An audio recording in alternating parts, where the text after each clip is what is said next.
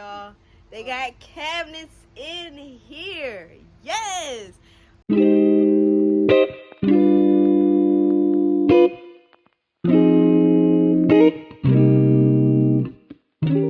up, guys? This is Courtney from Coco and 3, and thank you for coming back to our channel.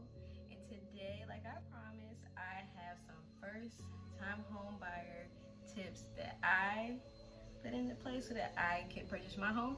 And so I have my handy dandy notes because I'm gonna forget if I keep rambling.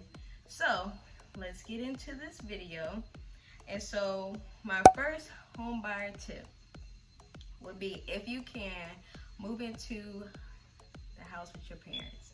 I know that sounds crazy. I know a lot of us adults don't want to go back home or go back to a family friend or any of that, but it also is a way to save. So that was one of my biggest things that I had to do, was go back home to my father's house. And so this will help you save money for your down payment if you use a down payment, and closing costs, furniture, decor, appliances that you need in the house. Saving, it will help a whole lot. It helped me a whole lot since I didn't have to pay like regular rent. I was able to save a whole lot of my money that I used hypothetically for the rent that I was paying, and I just put it into my savings, and I slid some money to the side to my dad every month just to help out with house bills that he had, just to help out around the house. And majority of the time I just saved up my paychecks, put it in my savings into my account that I usually don't use, so it's like a secondary account. So I put all my money in that account for my down payment. My second tip is also coincides with the first tip, is make sure if you move back in with your parents or a family member, make sure to have a goal and stick to it.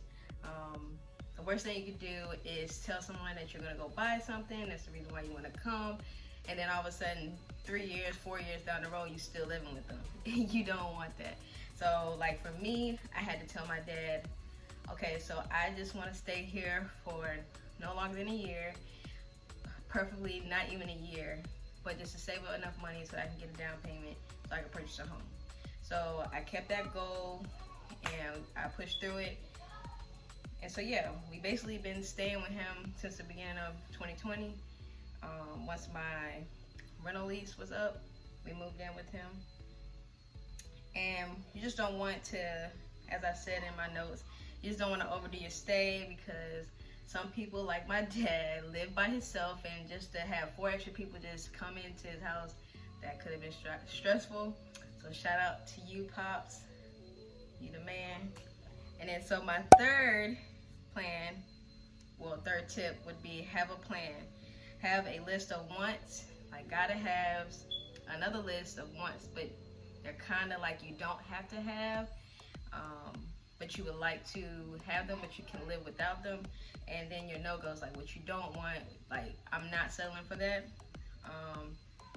And then also to keep an open mind when you go house shopping. I say that because when I went house shopping, I thought I wanted a backyard and all that, but then I realized, like, who is going to mow my lawn? I guess I could hire someone, but I didn't really want to have to do all that right now. I'm pretty busy, so I just don't want to have that maintenance. So that kind of changed. Like once I went to go look at the house that I purchased, it didn't have a backyard. I got a little bit of shrubs on the side, which is fine with me. So yeah, because you don't want to be closed-minded and you might miss an opportunity on something that you really do like. And my fourth tip, and sorry if I'm going through these really fast, but my fourth tip is to stick within your means. Meaning, you may get approved for a certain amount on your loan from your lender, but you don't have to use that whole amount. It's safe to not use that whole amount. And don't let nobody convince you into using the whole amount. And then, especially if you're single like me, you're the only one paying the bills at the house, unless the 3 little ones there can start paying bills. You don't want to put that much pressure on yourself. Because you also got to think of other bills like water, electricity, HOA fees. If they are at your community complex, they might have HOA fees, so you gotta include that in your budget. And actually, you want to not be house poor, is that the old people say? So, and my next tip would be to cut unnecessary expenses, which I say that as far as like cut out subscriptions that you don't have to have. I mean, you might want them, but you don't have to have them. Because if you're trying to reach a goal, you want to try to get rid of a lot of things that don't really mean anything to you at the moment. So like cutting out subscriptions, going out to eat, shopping, going out. Just assess the things that you're spending your money on, and decide what you can or cannot live without.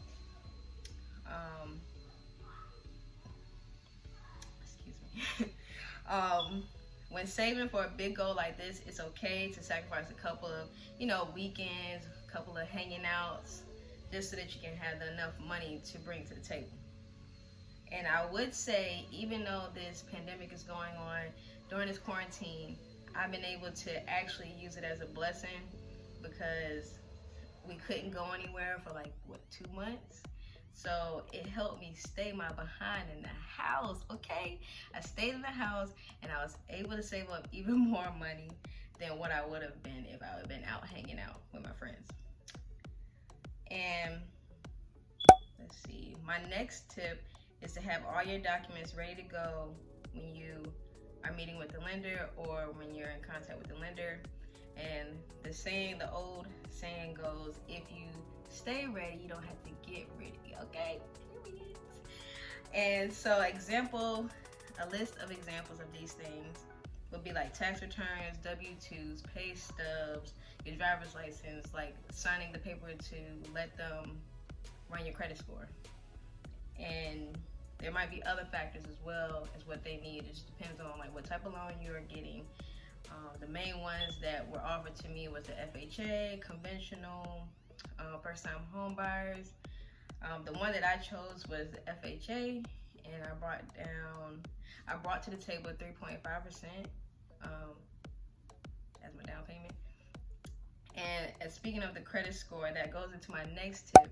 Having a great or pretty decent credit score will help out a lot, especially for interest rates when you are trying to get this mortgage, because the lower the interest rate, the less your mortgage payments will be, especially if you have to pay the PMI, the principal mortgage insurance. So if you have to pay that, you definitely want to get a low interest rate. And right now with this this pandemic, interest rates have been going up and down. So yeah.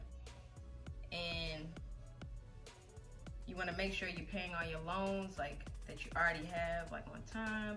You don't want to have too many loans out. You don't want to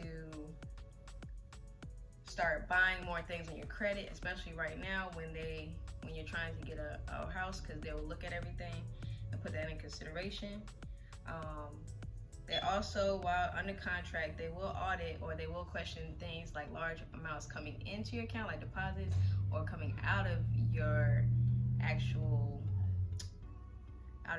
bank account. So for a tip, inside that tip, if you get a gift from a family member or a friend, say $1,000 to go towards your house, if it's a real legit gift, I would have them sign you a letter or write you a letter stating that this is a gift and it's not required to be paid back, so that it won't hurt you when the lenders are trying to track your money in your accounts, to make sure that your debt to income is pretty good, because you want your debt to income to be as low as possible, which meaning the debt to income ratio, taking out of school a little bit, is that you calculate the amount you owe each month towards how much, or divided by how much money you earn each month. So the lower the percentage of your debt to income ratio, the better.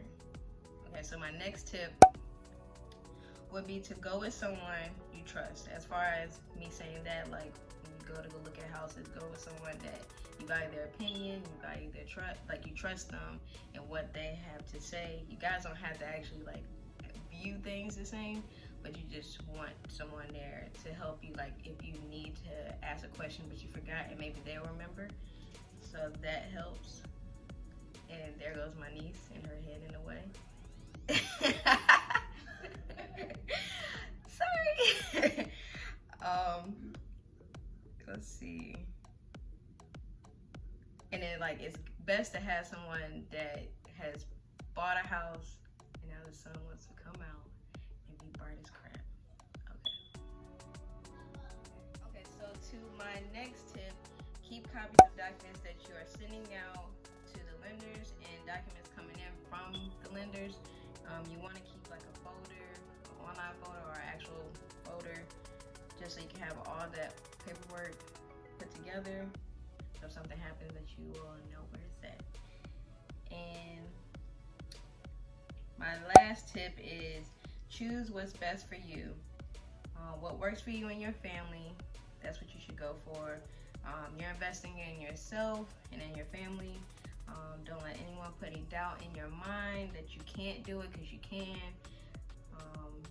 And if you really want it bad, then you will work really hard for it. So yeah. And don't let anyone else's opinions deter you from making a decision that you want, something that somebody else might not want to pay for. You are okay paying for it, and that's okay, or vice versa. And then, so as far as my journey, one of the questions was, why did I decide to purchase a home? Because I turned 30. T, don't laugh. I turned 30 this year, so I decided, like, I think it's time to purchase a home. I was tired of renting, throwing away my money. So that was one of my reasons. And I decided that, I mean, you don't have to, you can do it single, you can do it by yourself, not wait for anyone to make those plans happen for you if you really want them. And how did COVID-19 affect my home buying process? It really didn't affect it too much, besides some delays in the completion of the home. It's kind of a month behind in being completed because some of our cabinets and flooring was delayed from manufacturers being closed due to the safety of the workers. And I think a couple of things that were different were that when we interacted with the agent at the community complex, we had to wear masks. You had to bring your own pen to sign things. We had to wash our hands, use hand sanitizer, stay 6 feet away.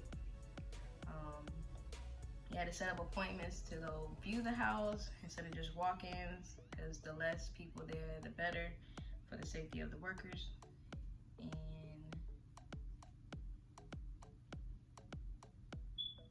then my last thing was, how was my process when purchasing my home? And it's a new construction home. And so what I did was, I actually went to go see 3 homes. And the first two were from the same builder. They were townhouses. They were really nice. But just the location didn't work for me. Me being pretty much the sole person to go get the kids to and from school, I needed them to be close enough for me, not 45 minutes out. That was too far for me. And the third house was the one that I chose, and it just so happened that I really wasn't looking to actually buy. I was just kind of browsing just to see what it looks like right now. But I actually liked it this one. And so this one was close to my job, and it had multiple shopping areas. There's a Chick-fil-A around there, and there is a lot of convenient things around that house. And so I decided I was gonna sleep on it, and I prayed on it. And then the next day I called the agent and I told him that I was interested in buying the home. And so he got me to the builder's lender, and I gave him some general information about me, like how much I made, my loans, do I have any student loans, and that sort of things, and to get a pre-approval. And so once I got off the phone with him, I just kind of crossed my little fingers and we're just hoping that everything will actually get approved. So I got a call back and I did get approved. And what else did we do? So I got approved. And the reason why, and so my house that I have is technically considered a condo because it's attached. It's kind of like a townhouse slash condo because it's attached to other types of like condos and other houses. It's like a duplex, I guess you can call it. The reason why I went with that is because of the convenience, the amenities that were at the actual community. So there's like a pool, a gym, a clubhouse, a playroom for the kids, and it just feels safer to me to be around more people since I'm a single mother, and I just felt like, and I didn't want to do any maintenance. And I also, once I decided and I got a pre-approval, I went in the following day, I think that Friday, and I'll show you guys a clip of that day where I signed the purchase agreement. And that day I gave earnest money to go towards the purchase, which is basically a security deposit, just letting the seller know that I'm serious about buying the home. And once I signed the purchase agreement, which basically is an agreement just telling me like the information about the community, the builder, about the home, and all that type of info. And so like right now where I'm at in the process, I'm basically just getting updated information, or sending updated information to the lender just to keep them updated with my bank statements, my pay stubs, and being updated on the progress of the home. So basically the month of June we was kind of on a standstill because of the delay in the cabinets. That finally that we have some progress that we can actually show now that we have some cabinets. I was able to pick out my cabinets on flooring, the appliances, yeah, I think so. I think that was it. Oh, and the granite countertops. And so like right now we're just waiting on the next step because they just got the cabinets and flooring in. So now we're waiting on the carpet to go upstairs, to put the actual like appliances in there, the toilet, the sinks and whatnot. And then the next thing that will happen once they finish adding those things, I will be going through like a walkthrough. They're going to be showing me how to use the appliances, how to work the water heater, I think, and just like a tour. And if I see anything that needs to be fixed before I close on the house, they will fix it. And then once we get to closing day, I will be signing more papers, and then I'll officially get the keys to my house. And so overall, my process has been pretty much smooth overall, which is a good thing because I was kind of terrified that it was going to actually be a nightmare. But it's been actually smooth and pretty fun, especially getting to pick out the things I wanted in the house. And so that's it for my tips. I hope you like those tips, and comment down below to let me know what other tips you can give first-time home buyers. And if you have any other questions, just comment below. And I also have a clip of the updated downstairs, so just stay tuned. Bye.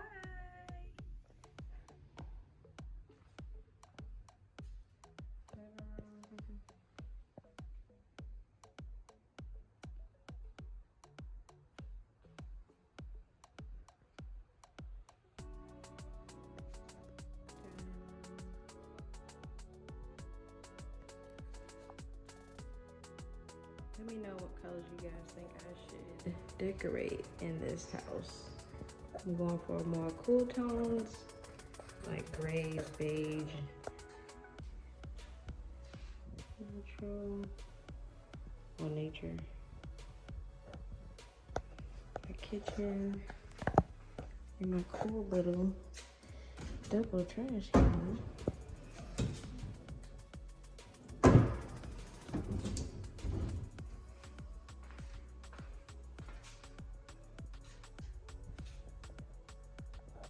Tree.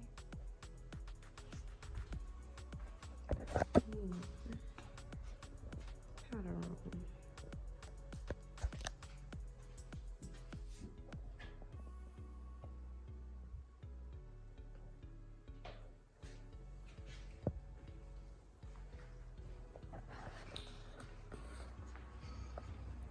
Math class here. So yeah, that's it.